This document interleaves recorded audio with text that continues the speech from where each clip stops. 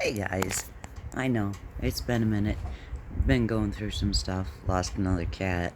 I think I told you about that, but uh, as uh, Pink says in the movie, I'm having one of my turns. But luckily, I'm snapping out of it. I get to go home in March, um, up to Minnesota, to Grand Rapids, where we really know how to deal with ice, and they don't fuck with us up there. But I saw Minneapolis. They did a great. They did this great fucking. So they were throwing dildos at the ice people in the ice trucks and shit. Everybody had this big old fucking rubber, and they were just throwing hundreds of rubber dildos at these assholes. But then the Hennepin County Sheriff's Riot Police came and rushed them, which I was so sad to see. I was so sad and so fucking disappointed in Hennepin County Sheriff's Department for doing that shit. Because you're supposed to, we Minnesotans pay you to protect us. And nobody was rioting. They were yelling and throwing dildos. Okay? Those suckers jiggle. They weren't the heavy duty, they were just a plain old wiggly jiggle, dildos. Some of them had suction cups, and it was cute because they were suction cupping on some of the cars. But the crowd wasn't violent. The police were. And that just, so far the Minneapolis, St. Paul police, and a lot of the other, the police have been trying, and I know it's a tight line to walk, but they have been on our side, and now it seems they're not, and it really changes the tone and the mood, and it's, Minnesota hasn't had that long since the George Floyd riots to get its trust back into its police, and now they're eroding it again, and it's something that they need. And not to say that Minneapolis and St. Paul are horrible, crime-ridden cities. They're not. They're not even. In the scheme of cities, where Trump has pulled this shit, Minneapolis, St. Paul together is the smallest city that he's done this to. You don't know, most people, if you've never been there, you don't understand. St. Paul, yes, it's the capital, but it's kind of a small city. It really is. And then you just go up University Avenue, you cross the bridge, and then you're in Minneapolis. And that's where you got most of your businesses and stuff. But even though Minneapolis is a good-sized town, it's not Chicago. It's definitely not Houston. It's it's a good-sized town, but it's not a fucking send 300 troops in town. Okay? That whole area. Minneapolis, St. Paul, and all of the suburbs together, I don't think I think they might have had a man-to-man, but you can't, obviously, and then you don't want the police fighting the ice for the obvious reasons. Bad, bad, bad. Even more bad than 2 people dead. And, I've been listening to a lot of the Vietnam music. Ohio, Crosby, Stills, Nash and Young, Buffalo Springfield, for what it's worth. There's a Dusty Springfield, Edge of Destruction. Black Sabbath, War Pigs. Listen to the lyrics. People never do that.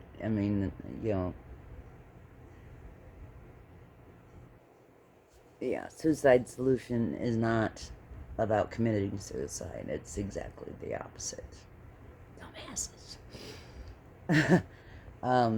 Sorry. Uh, that's a little Gen X coming out there. Excuse me. We had the freeze, and now it's been in the 80s, and Houston is they're turning meth back into Sudafed kind of a situation going on. But,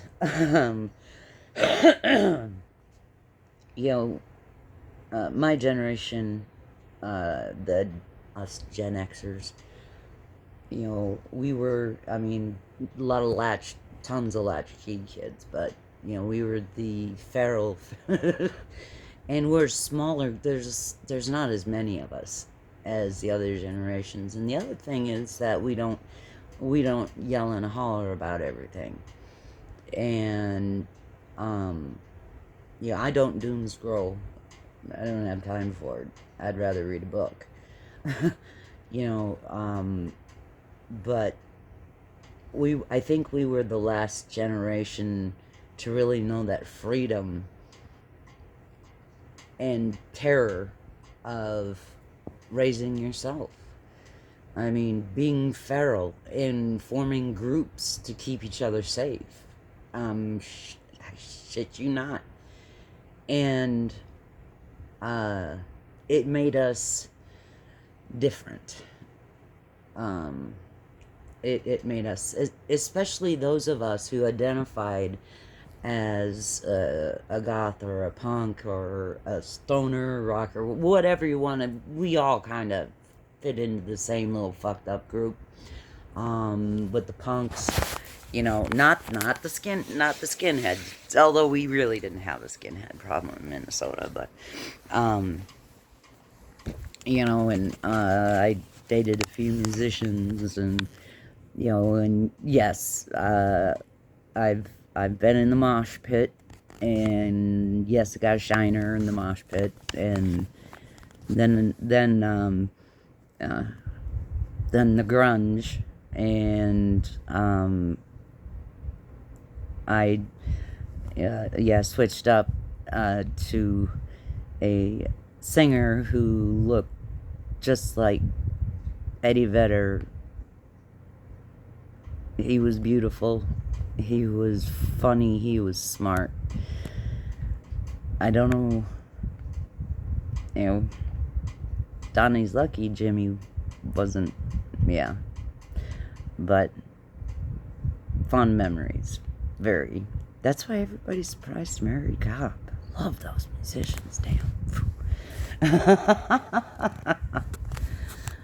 But we really were. We were on our own. If there was a problem, you fixed it. Because, and especially for me and my sister, there was no place, when we were in the cities, there was no help. We were definitely on our own. And had to form our groups, so that we had protection and help and things like that. And now they the helicopter piloting and things like that. Well, now I am overprotective, but it's not necessarily because I was a feral child. It's because I lived almost 30 years of my life on military bases overseas, and it's a very different thing living behind a fence, guarded, and knowing that you're absolutely completely safe. And so that brought out some, especially with Lily the girls were at the age 14, 15, 16, they're getting cute, and you're like, you look at my kid, I'm gonna freaking blow your head off. You know that feeling. But anyways, I'm just, Minnesota is putting up with a lot. But Minnesota knows how to deal with ice. Minnesota knows how to get rid of ice. Minnesota knows how to melt ice. And we're of Nordic stock, the vast majority of us. We're fucking Vikings. You're up there fucking with a whole bunch of Vikings. You know, I don't think Minnesota will never surrender. Not ever. There's no fucking way. And, and I have no doubt in my mind that everybody will stand strong every day. My desire to be there is so very strong. I will be in Minnesota in March, but my husband's coming and we're driving past the cities up to Rapids. Because, my big mouth. And, well, the family doesn't want me to get hurt. But I'd love to throw some dildos at those bastards. But, yeah. Think about what Trump's taking away from you. He's trying to take away with Colbert and trying not to let his guest on and talk. And the murders of Renee Good and Alex Preddy, and they're trying to tell you not to believe what your eyes saw from many angles. With the Epstein files. And Trump has the big ass balls to sit there and say, I've been totally exonerated. And there's no guiltier motherfucker on earth. And we're still not doing anything. Other countries are doing shit about it. Other countries, there's fallout from Epstein. But here in the United States, the only person who has been punished thus far is Ghislaine Maxwell, and she's up there at College Station at Club Fed with a puppy near a whole bunch of college students. That would worry me. And besides, she's not even supposed to be. She's not rated to be in that prison. That prison is not high enough security for her. She's not supposed to be there. They don't accept sex offenders. And she's a sex offender. So, yeah. It's enough to piss you off, isn't it? It should piss you off. Because it's wrong. And even Texas is getting tired of this bullshit. So, my Minnesota ass was tired of it before it even began. But, it's, yeah. Pay attention. Pay fucking attention. Look around. Get different opinions. Get a lot of different opinions. And not just from your kind of people. From all kind of people. Because the longer they can keep us apart, the longer they can do this. The longer they can divide the country with this fucking nonsense, the longer they can distract and Stephen Colbert and Bad Bunny and blah blah blah blah blah. That is not worthy of their attention in this crisis. Deal with what's fucking in front of you. Not some bullshit. Stop with the bullshit. And you need to call your congressmen, your senators, anybody you can, and say, look, stop with the bullshit. We're done with this. You work for us. We pay you. We vote you into office. We can vote you out. Now start working like you're supposed to be doing. Start fucking doing shit. And doing it right, goddammit. Stop stealing our money and do your fucking job, or you're going to be out of a job in 11 months?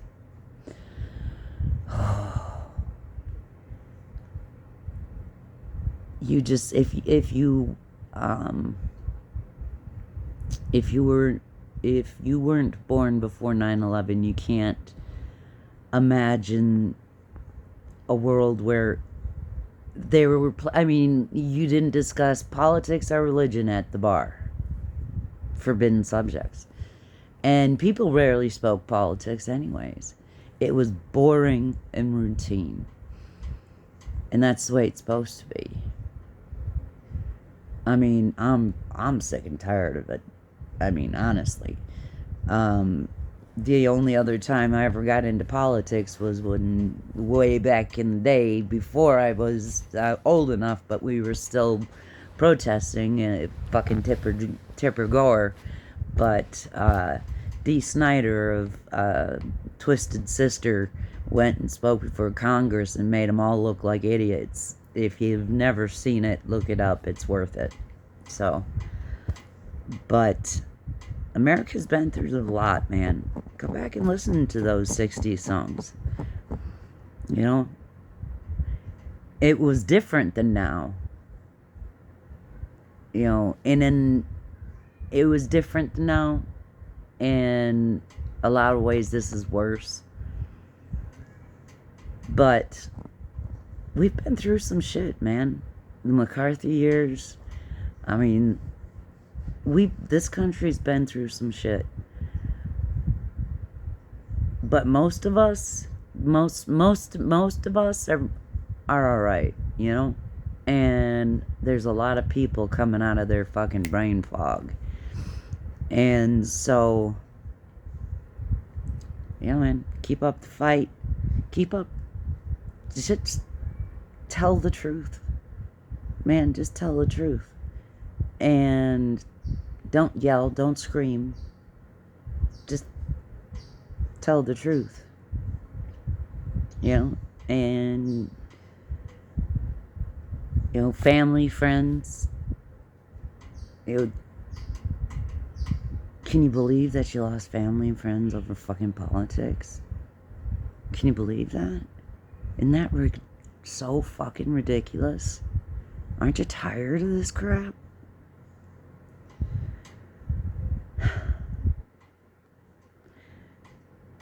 Yeah, it needs to go. People need to stop browsing at the Brown Acid Cafe and just come back to reality.